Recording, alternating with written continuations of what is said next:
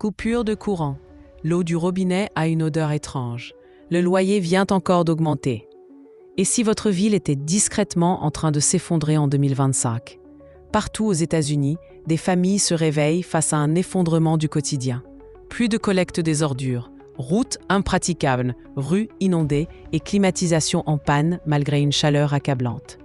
Tandis que les gros titres se concentrent sur la politique ou la bourse, le vrai effondrement se produit ici, chez vous, dans votre cuisine, votre rue, votre immeuble.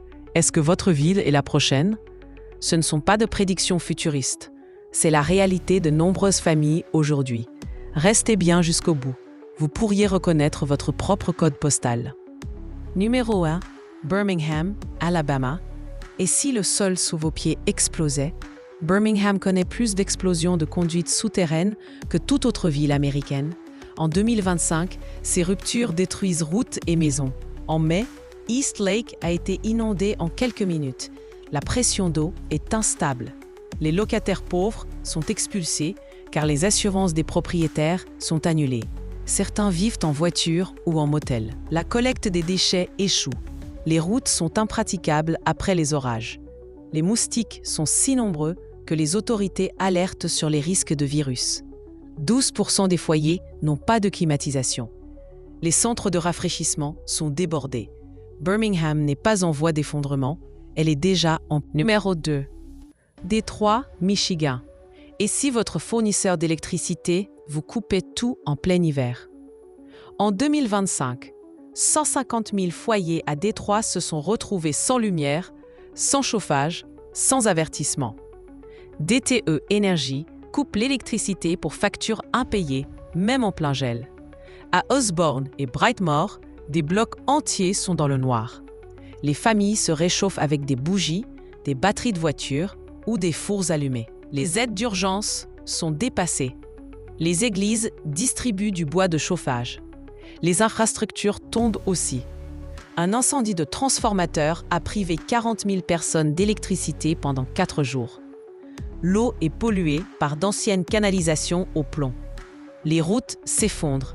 Les bus scolaires ne passent plus. Les déchets s'empilent. À Détroit, la survie a cédé la place à l'effondrement lent. Numéro 3.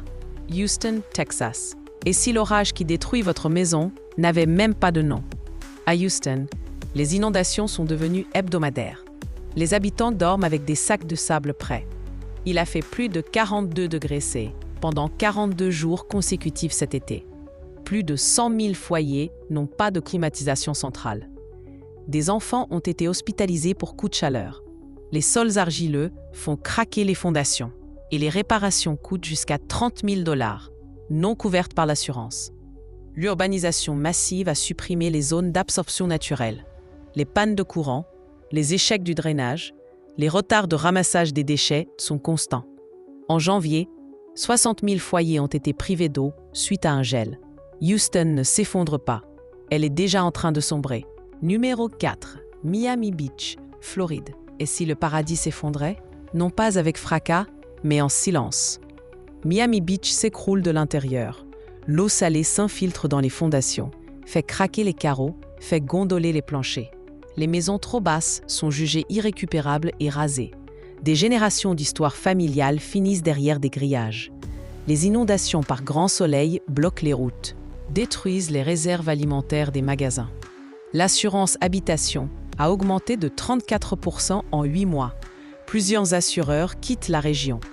Les familles n'ont plus le choix, payer des milliers en rénovation ou risquer des amendes. Les ordures ne sont plus ramassées quand les routes sont sous l'eau. La ville continue de briller sur les cartes postales, mais les familles sombrent lentement. Numéro 5. La Nouvelle-Orléans, Louisiane. Et si votre maison s'enfonçait, littéralement? À la Nouvelle-Orléans, ce n'est plus seulement la montée des eaux. C'est le sol qui s'effondre.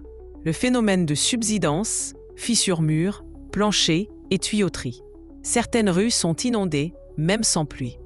Après chaque orage, des blocs entiers deviennent impraticables. À Gentilly et Mid-City, on évite de garer sa voiture chez soi en saison cyclonique. Les pompes tombent en panne. La moisissure s'installe et les primes d'assurance ont bondi de 22%.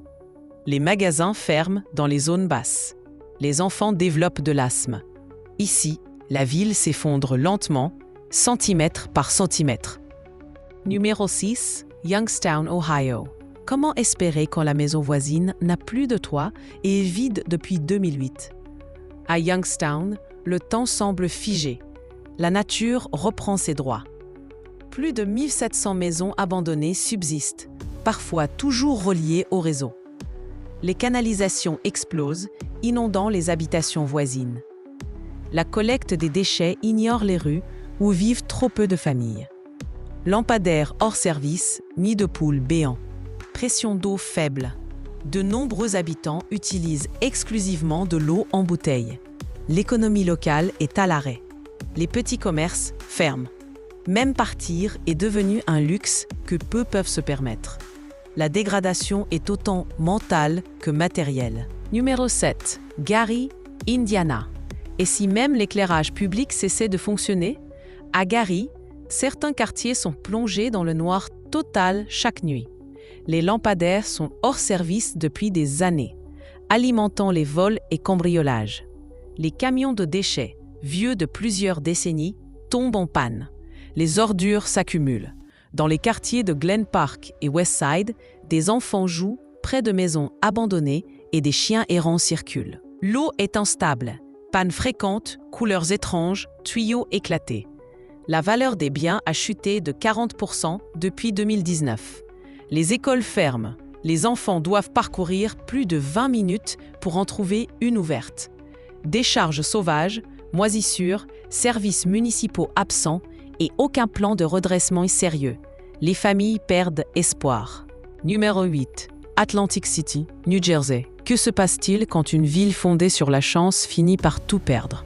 Atlantic City cache sous son vernis une dégradation avancée. En 2025, les saisies immobilières ont bondi de 28%.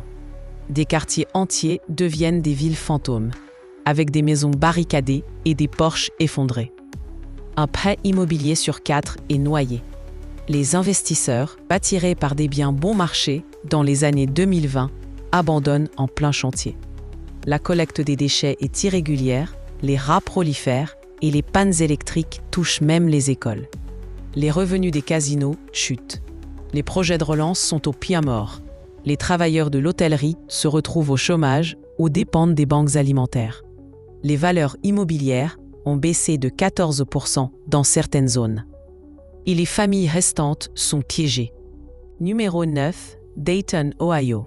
Votre maison est-elle vraiment en sécurité quand la rivière qui la borde menace de tout engloutir? Les défenses contre les inondations de Dayton, autrefois saluées, ne tiennent plus face à des pluies records. En avril, le barrage de Huffman a frôlé la catastrophe. Les habitants ont rempli des sacs de sable tandis que l'eau envahissait leurs caves. Égouts bouchés, canalisations anciennes et tempêtes d'été transforment les rues en mares. À l'est de Dayton, les sacs de sable restent devant les maisons toute l'année.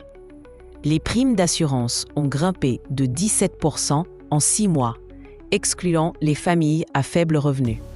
À chaque tempête, d'autres habitants font leurs valises. L'effondrement de Dayton est silencieux, lent, mais inévitable. Numéro 10. Jackson, Mississippi. Et si l'eau de votre robinet transportait du poison au lieu d'eau potable? Pour les 160 000 habitants de Jackson, c'est une vérité connue. En 2025, le système d'eau vieillissant de la ville est en pleine crise. Les habitants doivent faire bouillir l'eau pour se laver ou se brosser les dents. L'usine de traitement principale est tombée en panne à plusieurs reprises cette année à cause de pannes mécaniques et de pénuries chimiques. Après chaque tempête, l'eau marron jaillit des robinets. Les factures ont augmenté de 11%, poussant certaines familles à choisir entre nourriture et eau. L'aide fédérale s'est tarie et les réparations sont majoritairement superficielles. Certaines écoles fonctionnent uniquement avec des bouteilles d'eau. Quand l'hygiène devient un luxe, les familles n'attendent pas, elles partent. Jackson se vide. Et si votre ville n'est pas sur cette liste, ne vous sentez pas trop en sécurité. Quand l'eau, l'électricité et la sécurité disparaissent, l'effondrement devient personnel. Partagez cette vidéo, likez-la et abonnez-vous pour